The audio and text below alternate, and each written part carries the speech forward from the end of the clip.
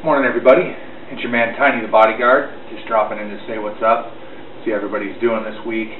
I had a couple requests for videos today, so I figured I'd shoot those. I had one of my subscribers ask me what the craziest story I've ever seen was, and or witnessed the craziest thing I've ever done. So I was going to tell you all a story from my past. It's a pretty funny story. I haven't told it in a while, and I've been clean and sober for quite a while, so this does come from my somewhat sordid past.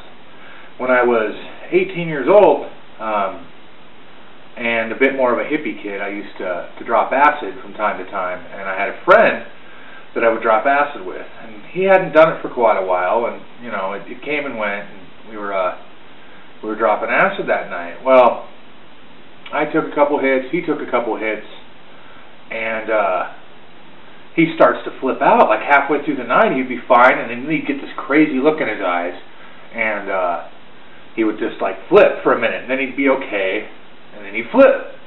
Well, finally, he just went over the edge, and he looks up at me, and he's like, "Dude, we're fucking dead. We died on acid." And I was like, "Dude, you're crazy." And he just flipped out some more, and I'm like, "Man, you gotta go." So, homeboy jumped into my window, bam, smashed his head, fell down on the ground. I threw the window open. He kind of crawled out of my window, crawled up the road, lay down in the middle of the street. It's 2 o'clock in the morning in my neighborhood, and he laid there and he was screaming, my dad, you know, really thinking he's dead, right?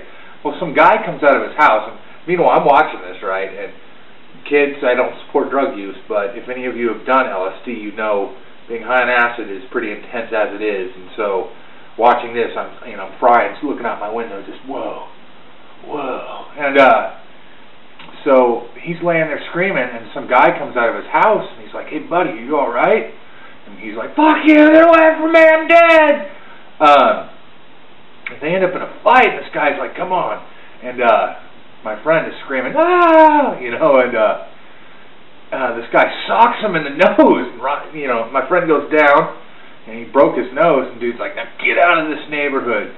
And so he comes running back down the street, back towards my house, and he's screaming my name, and he's like, of course I'm going to change it, "Tiny, help me, I'm dead!" And I don't know where he ended up, but cops all over the place, walking up and down the street. He had like an ounce of weed in his bag that he'd left in my house.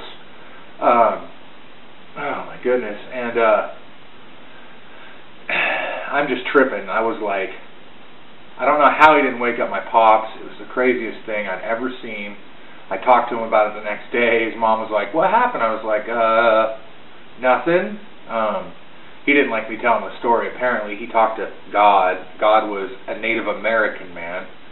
And yeah, that was about it. If y'all want to hear more wacky stories about my less than sober days, ask. I can certainly do videos about some of the dumbass shit I've done.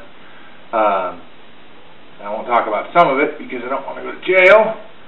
But yeah, so that's the story there. I had a special request to wear a sleeveless shirt to show off my arms. So guys, I'm sorry if you're watching this and you're disgusted by the fact that I'm flexing on camera, but for the ladies, and especially one lady in particular, I think you know who you are.